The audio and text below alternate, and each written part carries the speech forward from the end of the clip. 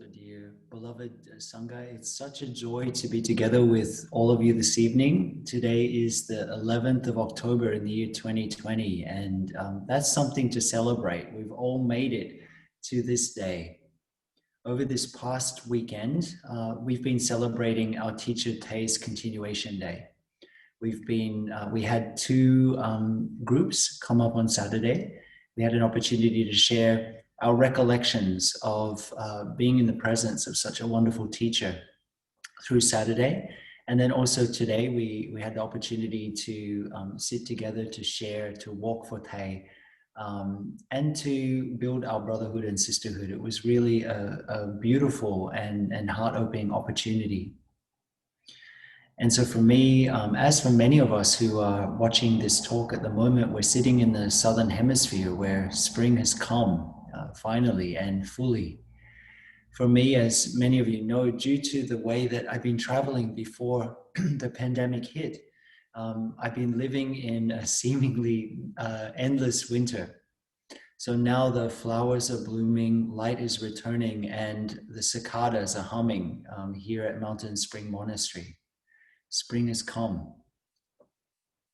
And in the middle of this spring, I received a message a few days ago, a week or so ago, from a young friend who was thinking that the world would be a better place without them. In Buddhism, there's a metaphor of a raging stream, more of a torrent, really. And when I think of this torrent, I remember many years ago when the brothers went on their first canoeing outing, the brothers in Plum Village. We were canoeing down the river, and the brother who was in the canoe with me said, "Brother Phapai, lay down and take a rest. Let me row for a while." So I lay down and I napped. And a few minutes later, suddenly our canoe was caught in some rapids and I was flung out of the boat. I was disoriented, and being disoriented, I didn't know which way was up and which way was down anymore. And instinctively, I began thrashing around. After thrashing around for a while and becoming increasingly desperate for air, I realized that the first thing I needed to do was to stop struggling against myself. To try to relax right in the middle of that whirlpool and to let the stream be the stream. This was hard. It was the last thing that I wanted to do. But it was the only thing I could do in that moment. And that way, I might be able to figure out what I needed to do. So I did that. I let my body go limp. And a few seconds later, I broke the surface. Letting our bodies go limp in the middle of a whirlpool outside, but also a whirlpool inside, is the last thing, the very last thing we feel like doing. But this is not the same as surrender. It's a choice to understand, to gain clarity, and to take some meaningful action in order to be able to take a breath.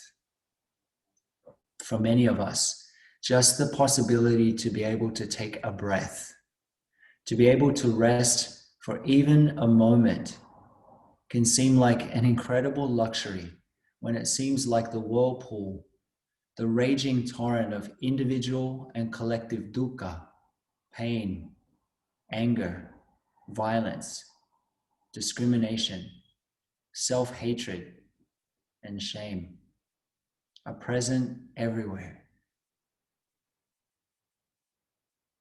Many of us are tired. Some of us are dead tired. So many of us have internalized this dukkha, this war. And so many of our community, especially our young people, think that the world might be at a better place without them in it. Rather than being a surrender or a passive acceptance, letting our body go limp in the middle of the raging torrent inside and outside is to give up the fight against ourselves or internalizing the messages that we receive from others.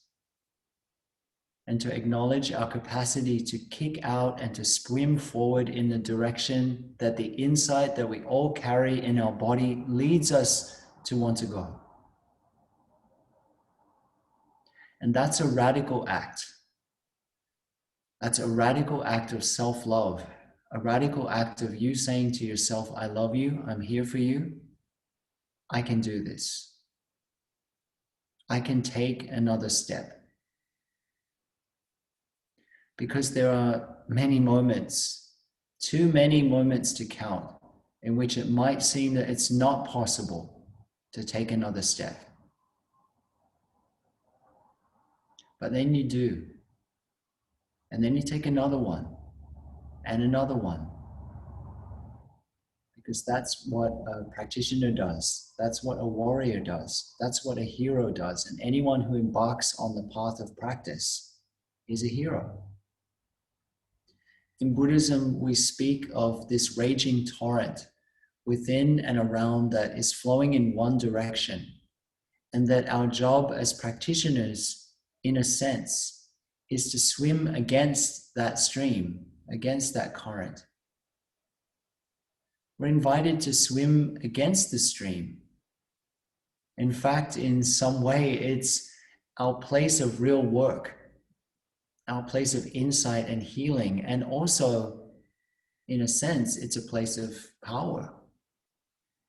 Most of the time, to engage in this real work of looking at our habit energies, of trying a different way, can be challenging. There are times that it's painful. There are times that it can be heartbreaking, but at the same time is filled with joy.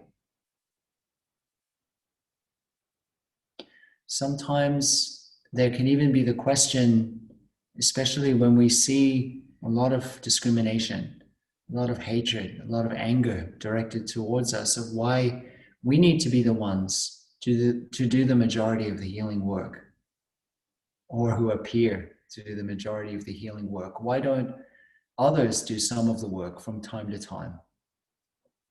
Healing's hard. Letting the stream be the stream and keeping swimming against the current, and hopefully from time to time finding a rock pool where we can tread water for a few breaths.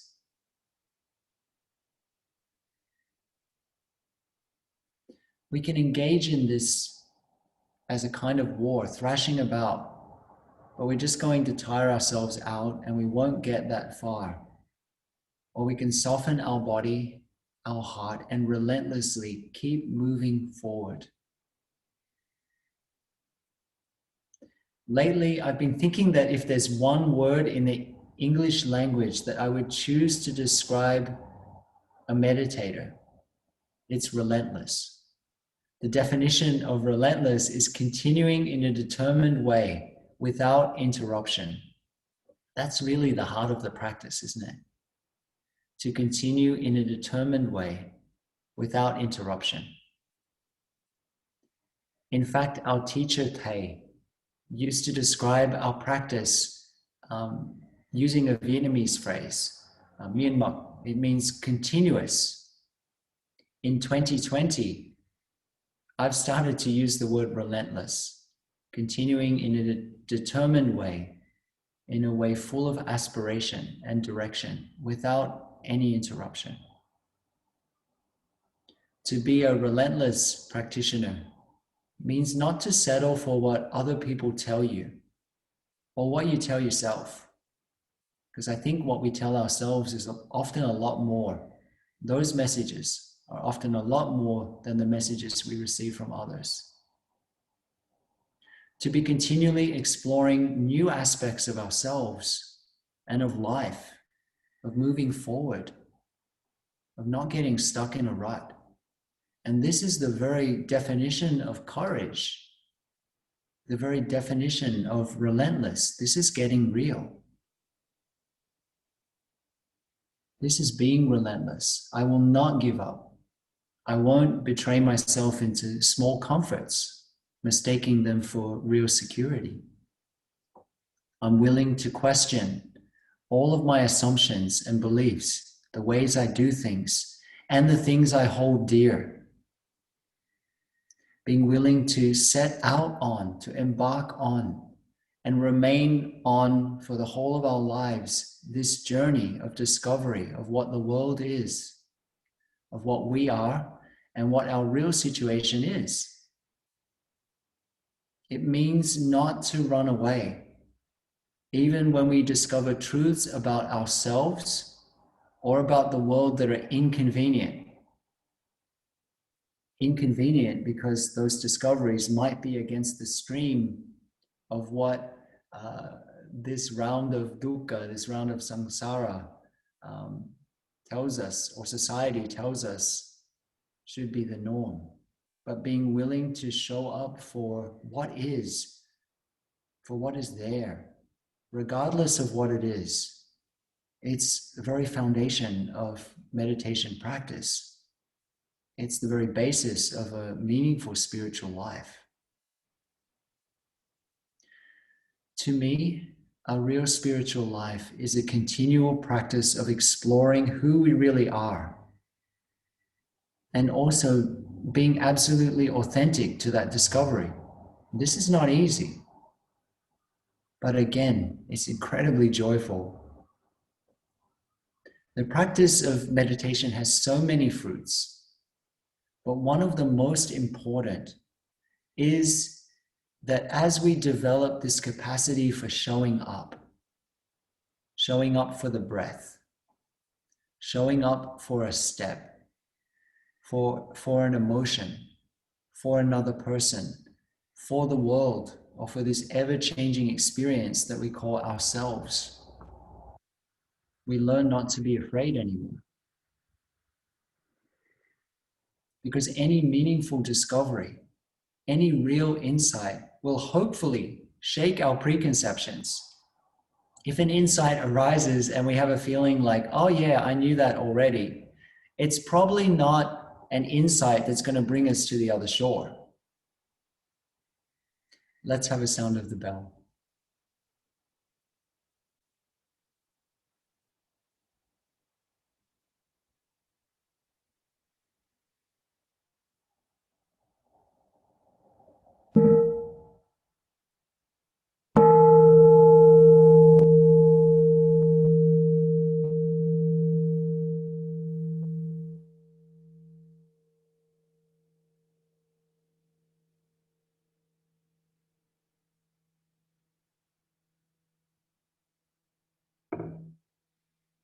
So dear family, we're continuing on this week with the second in the series of talks on the beautiful text, the Thagavagga, the Book of Eights, which is in the Sutta Nipata of the Pali Canon. And this week we continue on looking at the second poem. The second poem in the Book of Eights, it continues with the theme of desire, of karma, which was explored in the first poem. But it brings in a few different aspects to this exploration of desire, of karma. Most particularly, there's a shift in the focus in this second poem from an external focus on sense impressions, which we explored 2 weeks ago, to the subtle and profound process of becoming, the process of becoming and the process of, I guess we could say, dissolution, of when things are changing into other forms. So let's hear the poem in its entirety, and then we'll have a brief look at each of the verses. Staying attached to the cave, their hiding place, heavily covered over, a person sunk in confusion is far from seclusion. For sensual pleasures, sensual desires in the world are not let go of lightly. Those chained by desire, bound by the allure of becoming, aren't easily released, for there's no liberation by others. Intent, in front or behind, on hunger for sensual pleasures, here or before, greedy for sensual pleasures, busy, deluded, ungenerous, entrenched in an out-of-tune way. They, impelled into pain, lament, "What will we be when we pass on from here?" Therefore, you should train right here. Don't do what you know is out of harmony in the world. Life is short, say the wise. I see people thrashing about in the world, thirsting for states of existence, not freed from craving for becoming and non-becoming. Lowly people weep in the face of death. See them thrashing about in their selfishness, like fish in tiny puddles of a dying stream. Observing this, live unselfishly, not forming attachments to becoming, no longer longing towards either extreme. Having understood touch, the contact of sense experience, together with letting go, one should do what others will praise and not blame. A wise one is not stained by what is seen and heard. The sage has known perception and crossed the flood. So with nothing tainted, nothing wrapped around, they fare on in diligence with the arrow drawn, neither longing for this world nor for another.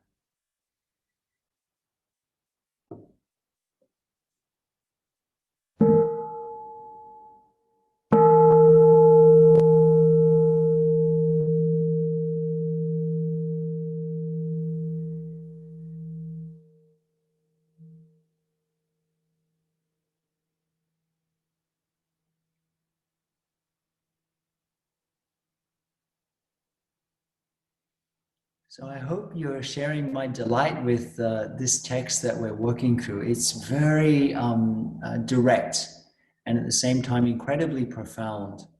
This poem's explanation or framework of looking at desire is to look at desire as something to be recognized and transformed, and a desire is emphasized by use of various synonyms for desire in this text: hunger, thirst, greed, and attachment, and so on. So perhaps we can have a look through verse by verse. So the first section is staying attached to the cave, their hiding place, heavily covered over. A person sunk in confusion is far from seclusion.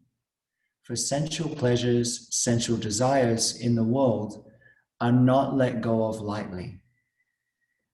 So in this first section, this first stanza, the Buddha offers a contrast between hiding and seclusion. If we're a young practitioner, then there can be a tendency to want to run away from external things that we think cause us suffering. In some ways, actually, this could be a great step because we're making a choice to care for ourselves. But it can only ever be a first step, an initial step, as we've reflected on in earlier talks. We need to bring our practice out of the cave, right into the heart of our lives, just as they are, and just as we are. The act of physically or mentally removing ourselves, of running away from sense impressions or the temptations of the world, or suffering or pain, is not a long-term solution at all. Since in itself, as we've explored before, it can be a form of craving or a form of ill will or a manifestation of our individual or collective delusion or confusion. There's actually a term in the modern world that's used to describe one aspect of this tendency, and that is spiritual bypassing. Spiritual bypassing is a subtle and yet quite highly evolved form of avoidance, the holier than thou mentality. For transformation to be real, for our spiritual practice to be effective, it has to be found right in the heart of our lives. It needs to be rooted right in the heart of our lives, as our teacher Tay has emphasized in every single talk he has ever given. I remember years ago when I was practicing in a meditation tradition. I have so much appreciation for my time in that Buddhist tradition. At one point, though, I was in conversation with another practitioner, and that practitioner mentioned, "Oh, I never go to town anymore because I'm overwhelmed with sense impressions. I can only stay in the forest." So I thought to myself that while that was wonderful, it was also a kind of conditioned experience based on causes and conditions, that with that situation, that person was really dependent on a particular environment. And if that environment wasn't around them, then everything just went to pieces. So that sharing from that practitioner actually led me to the path that brought me to Plum Village, to engage practice. So I'm really grateful for that. Seclusion, viveka, as we explored in the last poem, on the other hand, is touched on here again and is quite different from isolation, from separating ourselves out in some way. Since if we've touched the reality of interbeing, we know that it's actually not possible to isolate. We constantly inter-are. And one of the basic, the most fundamental insights of Buddhism is that this is because that is, and this is not because that is not. On an even more subtle level, Viveka refers to kind of the transformation of this thirst, this desire that manifests when we begin to understand some of aspects of the way things really are, the things that we cling onto. We cling onto our sense impressions and our concepts. Covered heavily over in this stanza means covered over heavily with unskillful mental qualities. I'm also reminded every time I read this phrase of covered heavily over, of our basic orientation in Buddhism and in Buddhist practice, that our practice, our meditation practice, is to uncover the innate goodness, the innate beauty, and the innate insight that has been there within us, within you, from the very beginning. Sensual desires and sensual pleasures in this line. The original word, of course, in Pali is kama, which we explored in the last talk. And these two aspects of kama are both covered in this verse, both as sensual desire itself and sensual pleasures. So in the second stanza, we read, "Those chained by desire, bound by the allure of becoming, aren't easily released, for there's no liberation by others." Even though most of the time we tend to think of chasing after our desires as freedom to do what I want, when I want, how I want, it's not really a freedom at all. Since in a way, it contributes to this endless internal and external cycle that we call samsara. Samsara, as I've shared before, is not only an external thing, but it's a chronic inner and outer situation of repeated dissatisfaction that we constantly co-create due to our lack of seeing things clearly. The tendency to want to become something, anything other than what we think we are now, happy, peaceful, rich, loved, is so alluring. But the problem is that it's like salt water. No matter how much you drink, you're going to want more. The original word that we translate as becoming in Pali is bhava, derived from the root bu, which means to become. It is sometimes translated as existence. And abhava, the opposite of bhava, can be translated as non-existent. But I myself find that becoming is more helpful for me in my practice. And then we read a very powerful line in this verse, which is, there is no liberation by others. Among the last recorded words of the Buddha was the phrase, liberate yourself with diligence. And this again is a reminder of our own capacity. I really do think, and if there's one thing I want to drill into everyone's consciousness, the seed that I want to continually water in everybody, it is that each one of us has the capacity to wake up. We can do this. If there's a way in this life for you to completely acknowledge your own capacity, to acknowledge your own capacity to yourself once and for all, then that would be the beginning point of an amazing transformation. So this sentence, there's no liberation by others, continues on from the earlier theme of seclusion, and then it actually continues it further.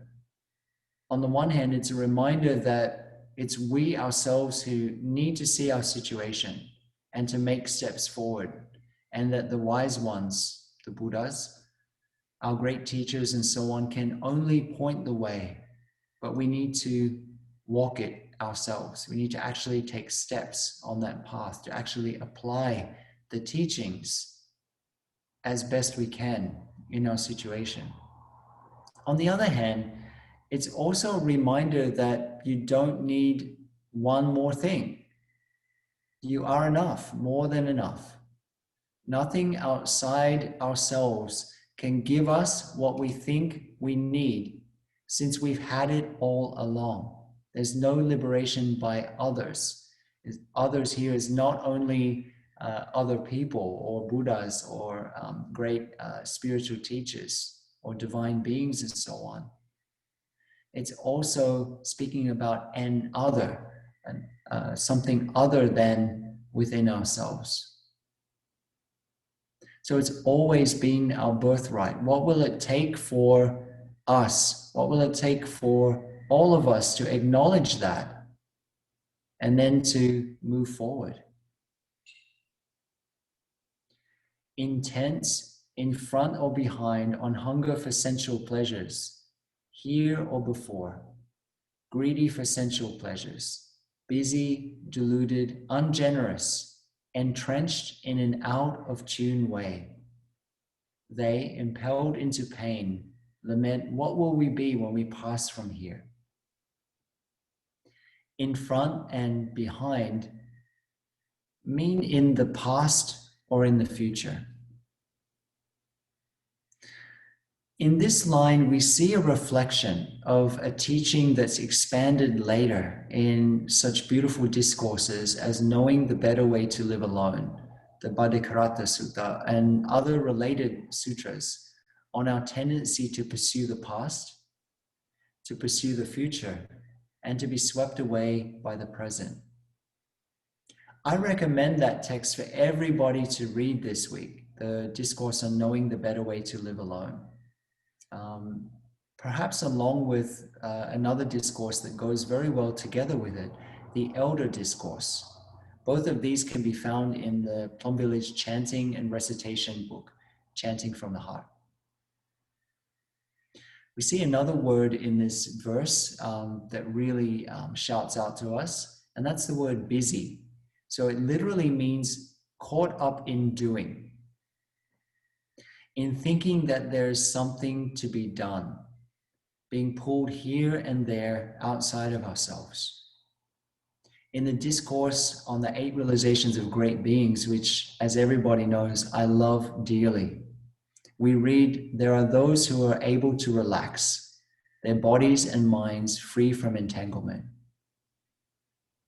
In Zen and in the Plum Village practice, we emphasize the spirit of Master Rinzai, Master Rinchi, of being a businessless person, of not getting caught up in doing anymore. of not letting our practice become another thing that we do, but rather an expression of our inner being. And then we see the word entrenched. And I love this translation. In my own practice, I've used the phrase tracks in the carpet, but entrenchment is an even more evocative image, a more evocative translation.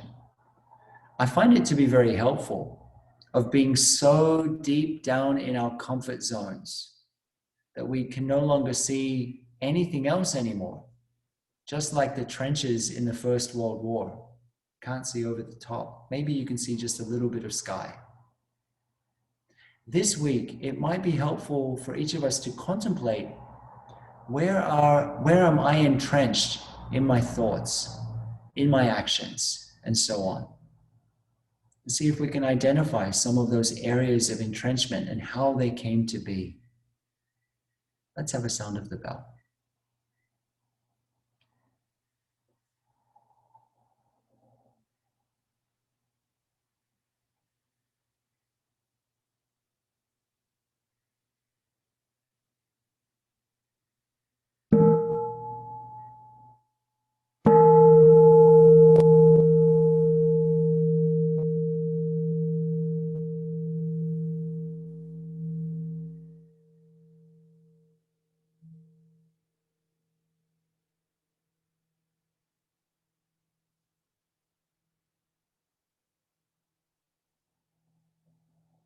And then we read a phrase, the out of tune way. A while back, a few months ago now, when we were exploring together the 7 factors of awakening, I shared about adjusting the pitch of our practice in each moment and about the Buddha's beautiful teaching to Venerable Sona in the Anguttara Nikaya, which feels appropriate here again and shows us how the Buddha taught in a way that was appropriate for each person. So the sutra goes, as Venerable Sona was meditating in seclusion, after doing walking meditation until the skin of the soles of his feet was split and bleeding, he began thinking of the Blessed One's disciples who are persistent. I am one, but my mind is not yet free. What if I would return to everyday life and enjoy wealth and make merit? Then the Buddha, as soon as he understood Venerable Sona's train of thinking, came to Venerable Sona and sat down on a seat nearby. And Venerable Sona, after paying respect to the Buddha, sat to one side. And then the Buddha said, just now as you were meditating, didn't you think that your mind is not released? What if you should return to everyday life and enjoy wealth and make merit? And Venerable Sona said, yes. And so the Buddha said, so what about this, Sona? When you were a householder, were you a skilled musician playing the stringed instrument? And Venerable Sona said, yes, I was. Then the Buddha says, and so what do you think when the strings of your instrument were too tight? Was your instrument in tune and playable? Well, of course not. And so what do you think when the strings of your instrument were too loose? Was your instrument in tune and playable? No, it wasn't. And what do you think when the strings of your instrument were neither too tight or too loose, but tuned to be right on pitch? Was your instrument in tune and playable? Yes. In the same way, Sona, you should determine the right pitch for your practice. Attune the pitch of your faculties to that pitch. And from there, pick up your theme. Yes, I will do that, Venerable Sona answered the Buddha. So right after that, Venerable Sona determined the right pitch for his practice, attuned the pitch of his faculties to that, and there picked up his theme. Practicing wholeheartedly, he in no time reached and remained in the supreme goal. You can find the longer form of the text in the Anguttara Nikaya, chapter 6, number 55. So here in the current text, in addition to the above, being out of tune means being caught up in the 10 types of unskillful action I don't know about you, but those of us who are list lovers, it's time to rejoice. It's time to be very happy, because even though there are no lists in the Book of Eights, in the Atthagavagga, like I said last week, I couldn't resist the chance to offer a list, just for those of you who love lists as much as I do. Speaking of the 10 types of unskillful action, the Buddha shared that there are 3 ways in which we can have unskillful bodily action, 4 ways in which we can have unskillful verbal action, and 3 ways in which we can have unskillful mental action.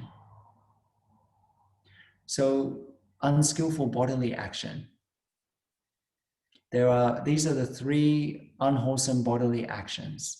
There's the case where a person takes the life of another living being. There's the case where a person takes what's not freely given to them. And there's the case in which a person engages in sexuality in a way that harms themselves or harms others. And then with unskillful verbal action, there's false speech, divisive speech, speech that's intended to break apart and divide, abusive speech. And then the final one, which is quite beautiful, somebody who speaks out of season with words that are not worth treasuring. And then unskillful mental action, being unsatisfied and greedy, carrying ill will, and having wrong view or being warped in the way that we see things. So these are the 10 bases of unskillful action. If a person carries within them the 10 bases of unskillful action, then it's said in the text that even if we get up at the proper time from our bed and we touch the earth and do all of the required external practices, that they have no meaning. And so in this text, which you can find in the Anguttara Nikaya, chapter 10, sutra number 176, we discover that everything needs to come from within. We need to focus our practice on practices that actually transform our situation, and to not just focus on meaningless externals, that our real practice is the work of transformation. So it continues on in this poem, therefore we should train right here. Don't do what you know is out of harmony in the world. Life is short, say the wise. So to train right here, basically this text is reminding us, what are we waiting for? What kind of conditions are we waiting for? And actually to begin this path of practice, to begin looking at that thing we haven't wanted to look at, or to cultivate those qualities that we want to cultivate. There's that old Zen story of a student coming to a teacher and asking where their path is, and then the teacher drawing a line in the sand right at the feet of the person who asked that question. So for me, when I read this line, I think of the Australian expression, pull up your socks. This is kind of like the ancient way, I feel, of saying, pull up your socks and get to work with what we have.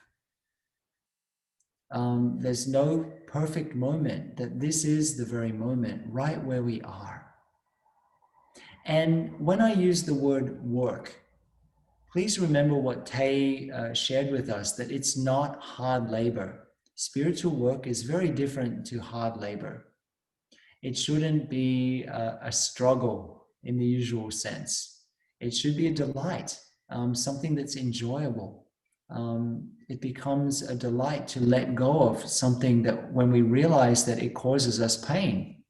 So when we use the word work, please don't think that we're talking about buckling down, sweating bullets and suffering. This is not the correct way to practice.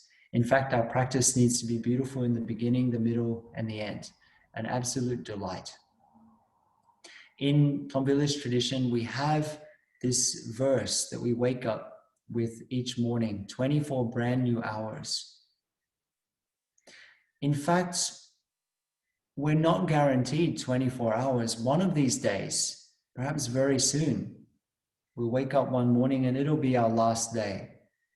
So when we see that line, life is short, say the wise, it's a reminder that the time that we think we have to practice to open our heart, to forgive ourselves, to forgive the other person, to do the transformative work that we want to do, it's not guaranteed. So let's do our best each day. This understanding that one of these days, perhaps soon, perhaps today, it might be our last, can be very sad, or it can actually be very beautiful and a wonderful invitation. There's a meditation on death that I myself have found very powerful, very transformative. And it consists of 9 aspects, which I've written about before. The first is to contemplate that death is certain. Under this topic, there are 3 things to contemplate, and I found it very helpful. That no one has ever escaped death. There's no person, no animal, no insect, no living being that's escaped death. And so we contemplate that and we reflect within our own bodies, our experience. Is that something that anybody's ever escaped? No. And then secondly, my death is coming closer each and every moment. So we contemplate and we realize that in fact, with each moment that goes by, we're coming closer to this moment of transformation. We're coming closer to this moment of death. As we get older, I like to joke with people, you're getting older when people stop asking, how are you? And they ask you, are you doing okay? Are you all right? Rather than, how are you? So when somebody does ask me that, it's a great reminder to practice reflecting on my death is coming closer each and every moment. And so this could be something that's really waters a lot of fear in us, for sure. But it can also water a sense of the preciousness of this moment, the preciousness of being alive, the preciousness of having this day of being here. What a gift. And then the third meditation under this first area is, so if I understand these things, if I understand that there hasn't yet been anybody who's ever not died, and that my own death is coming closer each and every moment. The third aspect is, so therefore, what am I waiting for? What am I waiting for? And then the second aspect of this meditation is that the time of our death is not known to us. And then to kind of contemplate that not everybody has the same lifespan. We hear often about there being an average lifespan of, 80 years or something like that. It's a little different depending on each country and depending on genders and also socioeconomic class and so on. So let's just say for the sake of this about 80 years. And we have this assumption that, okay, I'll have 80 years at least, or 90 years or 100 years. But we don't all have the same lifespan. That's the first contemplation, to kind of reflect on everybody, all the categories of humans and things, and consider that everybody has different moments of death, even ourselves. And then the second aspect of this meditation is to consider all the different conditions which endanger our life. That there are, at any moment, there are any number of things that can happen. We've certainly had this awareness be brought home to us over the last 6 or 7 months.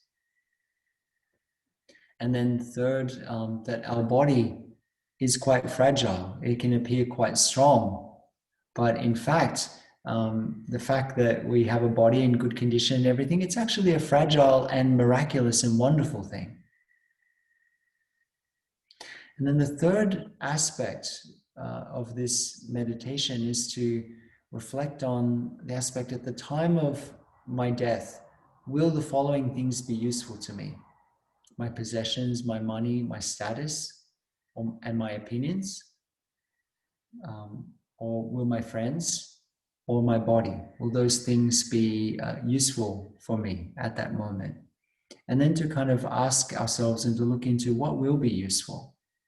So this meditation I've found to be very helpful on reflecting on different aspects of death. And death, as we've understood in earlier talks, is not something that happens only once, but is happening to us in each and every moment in so many different levels.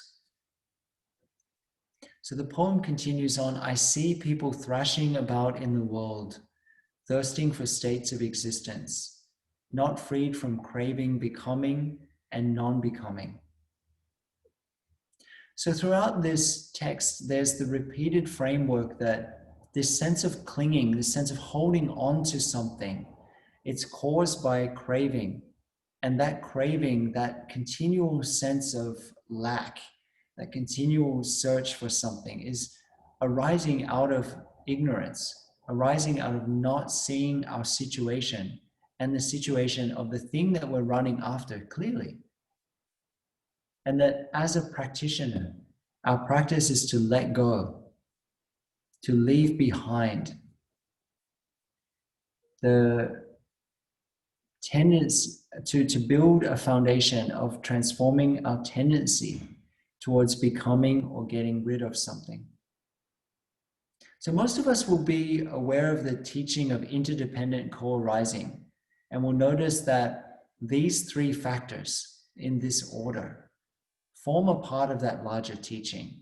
The fact that clinging is caused by this sense of lack, this sense of craving, and that it all arises out of ignorance, of not seeing things clearly.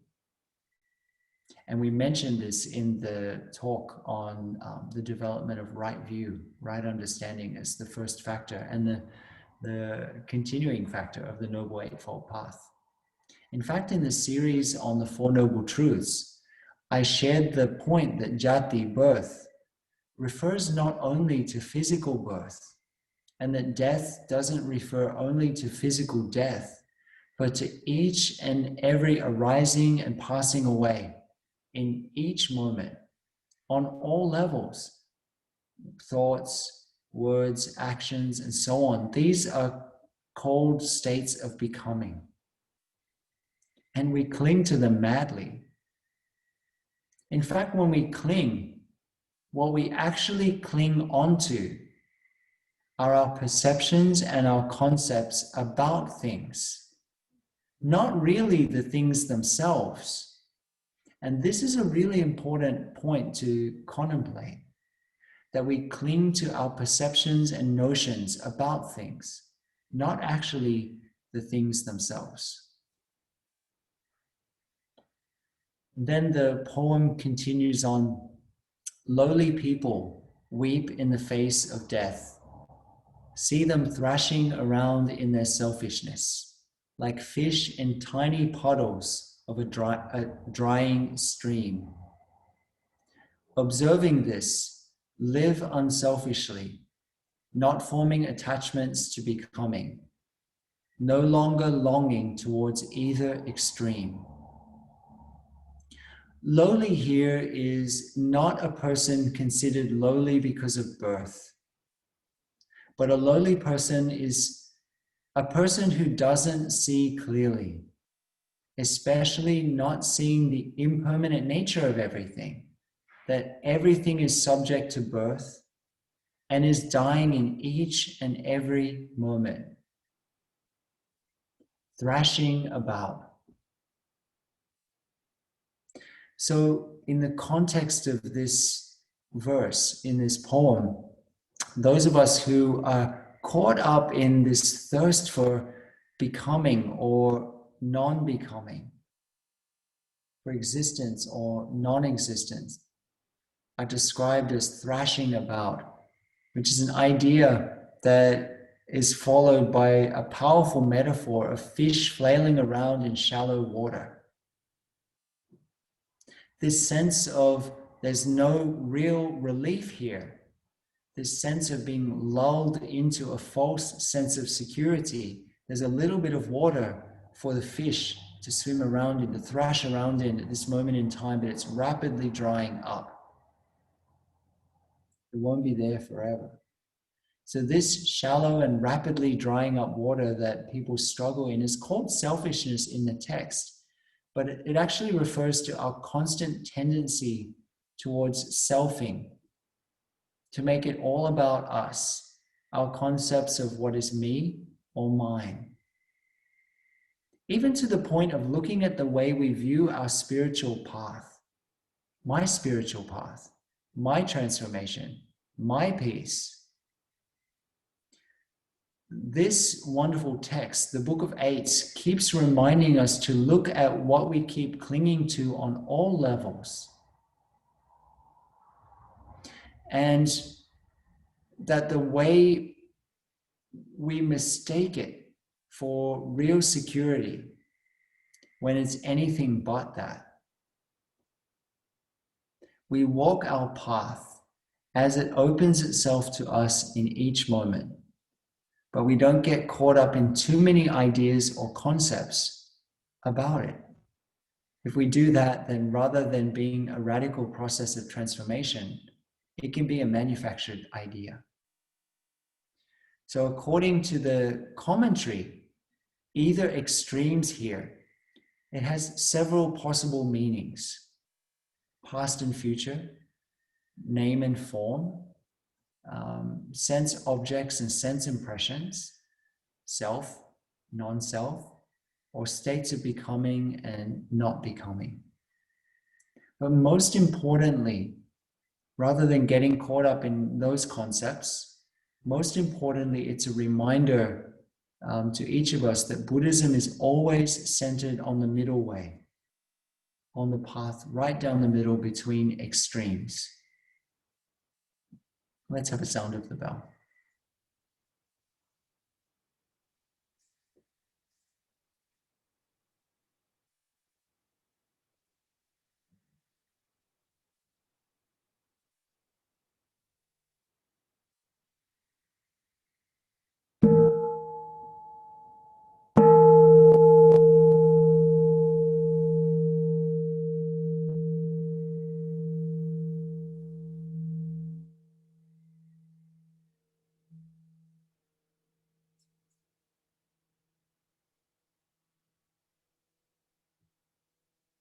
So the verse continues on, having understood the contact, having understood touch, the contact of sense experience, together with letting go. One should do what others will praise and not blame. A wise one is not stained by what is seen and heard. The sage has known perception and has crossed the flood. So with nothing tainted, nothing wrapped around, they fare on in diligence with the arrow removed, neither longing for this world nor for another. So the last two verses are the first in the text that describe the qualities of a person who has experienced what we call liberation. This person in the text, in the Book of Eights, is called a wise one, a muni or a sage. So having understood touch, the contact of sense experience, together with letting go. I love that this line is a reminder that we each need to understand from within the depths of our own experience and not from reading or thinking. Understanding here and in the context of these teachings in general is so different from intellectual knowledge. So understand what? Understand that cycle of touch, of searching or craving, of clinging, and then becoming on a moment-by-moment basis. Understanding touch, in Pali it's phassa, or sensory contact has three aspects: being able to identify and distinguish the different types of sensory contact. So firstly, becoming sensitive to sounds, to sensations, to tastes, to smells, and so on. And then recognizing pleasant, unpleasant, and neutral. And then contemplating the true nature of sensory contact. So we begin to notice that with a fragrance, for example, it doesn't remain the same the whole time. It's continually in the process of change. Or a sound, it's the same, and so on. We might notice that we're pulled after certain sounds or smells or tastes or touches, then after a while they change. This something that's pleasant might become unpleasant. For example, let's say you like chocolate. Maybe the first 2 or 3 mouthfuls are extremely pleasant. Then the 4th, 5th, 6th are okay. Then the 7th, 8th, 9th, 10th are not as enjoyable. And then we get to mouthful number 26 and you couldn't take another mouthful. To take another mouthful would be the most suffering that you could even think of in that moment. You just wouldn't want to take it. So this is an example of a very simple example of how something that's pleasant can become unpleasant. Something that is extremely delightful can become dukkha, unsatisfactory. And then the fact that the other aspect is that it is it inter-is with everything else. It doesn't have a separate self. It doesn't have a separate independent existence. That's the third way to contemplate. So we contemplate that things are always in a process of change. And that means to notice how a sound keeps changing, how a smell keeps changing, how a taste keeps changing, how a thought keeps changing. We notice the nature of dukkha, the unsatisfactory nature of things. And we notice that nothing is by itself alone, that everything inter-is with other things. And through seeing clearly the nature of this cycle, it becomes the most natural thing in the world. Again, not hard work at all, to want to leave it behind without any nostalgia. So the same three aspects, recognizing, becoming sensitive, recognizing the differences between pleasant, painful, and neutral, or pleasant, unpleasant, and neutral, and then contemplating the true nature or the nature of these things is also true for perception, which is mentioned a little bit further along in the poem. So we continue on with the poem, and the poem reads, "One does what others will praise and not blame." Those of you who've studied the Metta Sutta with me, and I'm excited that this week we continue on with our looking deeply and practicing with that beautiful discourse, you'll immediately recognize this similar line. And you'll recall that in the Metta Sutta, in the Discourse on Love, that this line means here, it is to do what's considered wise by liberated ones, which might seem crazy by the standards of the world or society. So a wise one is not stained by what is seen and heard, but has known perception and has crossed the flood. So there's a sense of, aha, I know you. When we see something or we hear something, we're not going to get caught anymore. Of recognizing the difference between bare experience and story. In fact, there's that beautiful story that I do tell quite often of Bahia, of the bark cloth, who was a wandering ascetic who came to meet the Buddha and then asked the Buddha to teach him the essence of the Dharma, how to transform his suffering and attain liberation. And the Buddha said, well, if you see something, just see it. When you hear something, just hear it. When you taste something, just taste it, and so on. And don't make any therefore. When you make a therefore, there's suffering. If you don't have a therefore, the whole cycle of suffering doesn't have a chance to arise. So this is an invitation for us to look into the difference between bare experience and the interpretations we make about something. And if we're really honest, almost all of our understanding of what we call reality is interpretation. We have in our tradition that beautiful calligraphy of Te, are you sure? And if we ask ourselves as a concrete practice in each and every moment, am I sure that I really understand this situation, this other person fully? Then the answer is always, you don't know. There's always something more to discover. A wise person in the context of this text, in the context of the Book of Eights, has understood the warped nature of our perception, has understood that we don't very often see things so clearly, even though we think that we do. And through that understanding crosses the flood. So with nothing tainted, nothing wrapped around, they fare on in diligence with the arrow removed, neither longing for this world nor for another. Here with nothing tainted means with none of our perceptions tainted, seeing and knowing things as they are, for what they are. And then nothing wrapped around means not covered over with a whole lot of stuff, whether it's physical stuff or ideas or views, but being radically open.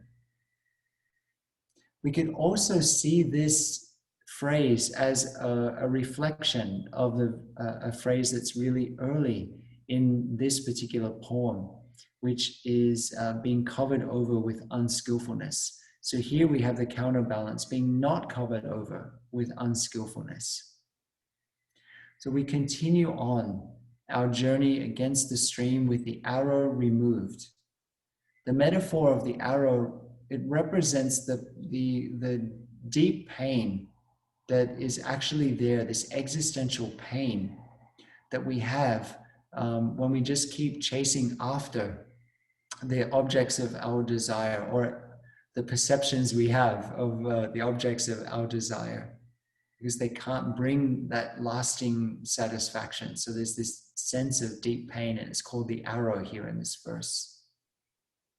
So when we have this understanding, there's no more running after this or that, no more longing for this particular state of existence or that state of existence, just being absolutely at ease wherever we go, which is one of the Dharma seals of the Plum Village practice.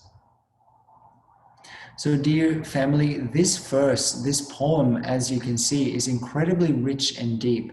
And I can only offer some very poor pointing out instructions for you to be able to look deeply into this poem, to allow it to become part of your practice, and hopefully to be able to have some helpful insights that will help you along your way. I hope that this evening you've discovered some more aspects to this very beautiful poem, and that parts of this sharing will be useful for you. It's certainly been a delight to be here together with you this evening. So I wish everybody well, and we'll end with 3 sounds of the bell.